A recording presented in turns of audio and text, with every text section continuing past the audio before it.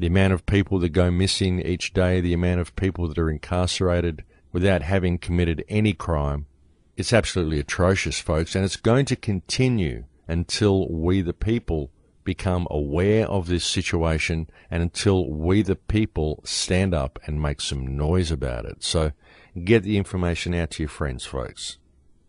And I'm actually going to be opening up a new section of the Crow House just to deal with the Schapelle Corby case, folks. So you'll find a link there on the homepage before too much longer, and that will take you to all of this information.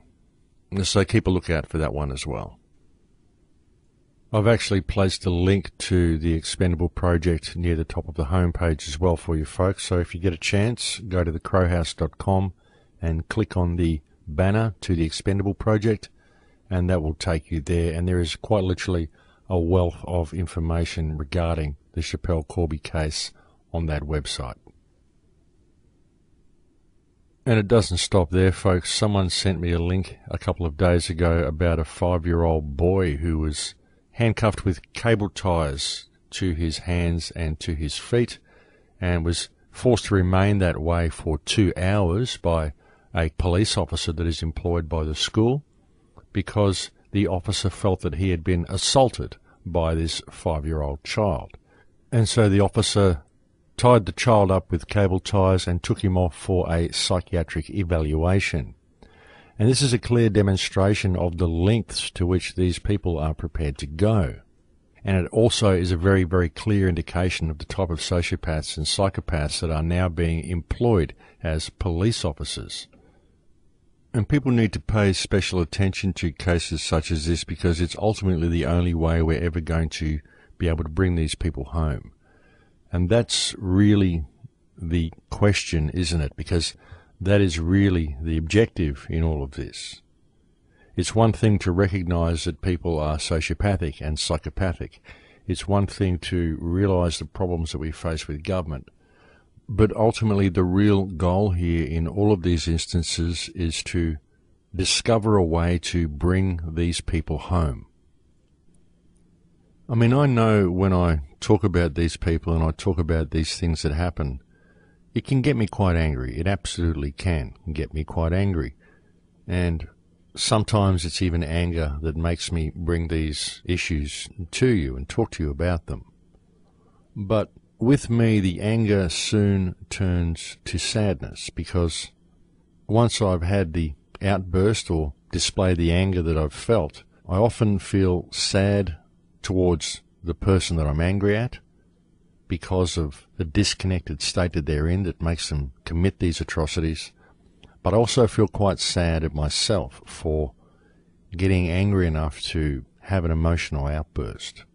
But still, I do get angry. And very often what I've found is the best thing to do is to channel that anger into self-empowerment and positive action rather than violent outbursts.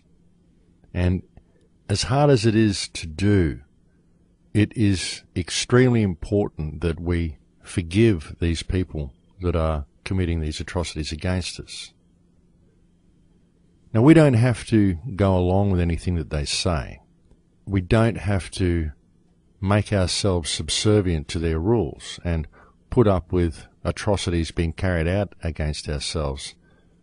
But we don't need to stand against these things by displaying violent outbursts. What we need to do is simple non-compliance. I've been saying this to you for many years now. Non-compliance is really the way to pave the way to the future. And non-compliance can very easily be achieved with a united community, and that's why I've pushed that issue so much as well. And it really is hard, folks, for some people to grasp the concept of this, but that really is the only way forward.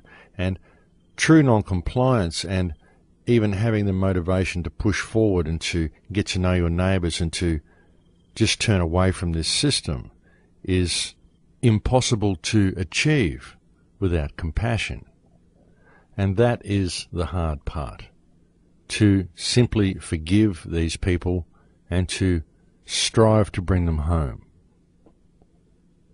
And I'm reminded of a metaphor, a little story that I was told or I read somewhere. And it goes like this. I'll try to get it right, but there was once a being in a place that you might call heaven. It was simply a being of light, made of unconditional love. And the being of light said to its creator, "This is very wonderful being a being of light, but I've experienced this and I've experienced unconditional love, and I'd like to experience something else. I'd like to experience forgiveness." And the Creator looked at the being of light and said, "But you are the most evolved thing that there is. You are a being of light. You are unconditional love. You don't need to go and experience forgiveness." But the being of light was insistent and wanted to experience forgiveness. And an angel came up to it, a helpful angel came up to the being of light and said, "Well, look, I can organize it. We can go down into reality together. But in order to do this, you will have to go down there in a state of amnesia, because it's only through amnesia that you will be able to experience true emotion. And I will do something to you, I will do something horrendous to you, but you have to remember to forgive me, because it isn't until you forgive me that we can both return home." The being of light agreed that this was a really good idea. And so both the being of light and the angel went down into reality. I think that's a really poignant story, and I think that everybody needs to think about that and just let it really sink in. Because if you do that, you begin to understand how reality works.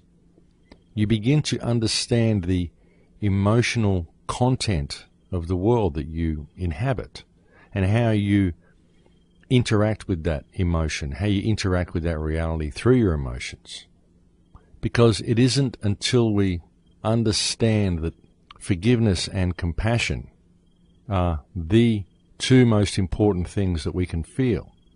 As I've said to you, compassion is the fabric that makes up the matrix. Compassion is the fabric that makes up the very stuff of the universe, and your interface with that compassion, your interface with that fabric, is empathy. And so that's all you have to do, folks.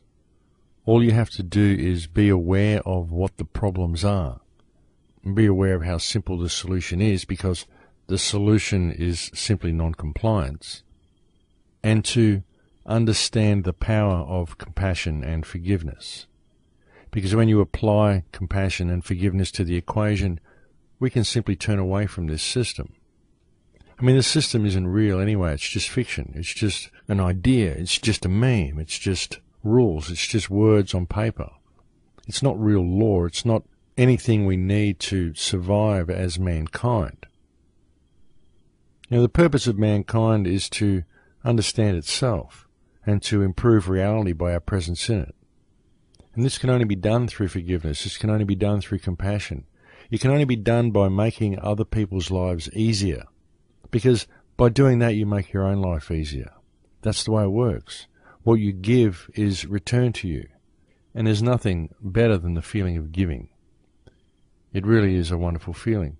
And being given too, the feeling of receiving a genuine gift that comes from someone's heart. We've been given the gift of life here. We've been given a beautiful reality, and the choice is ours as to what we do with this reality. We have a truly wonderful opportunity here with everything that's happening, with all of the laws that are being implemented, with the fracking, with everything that's happening.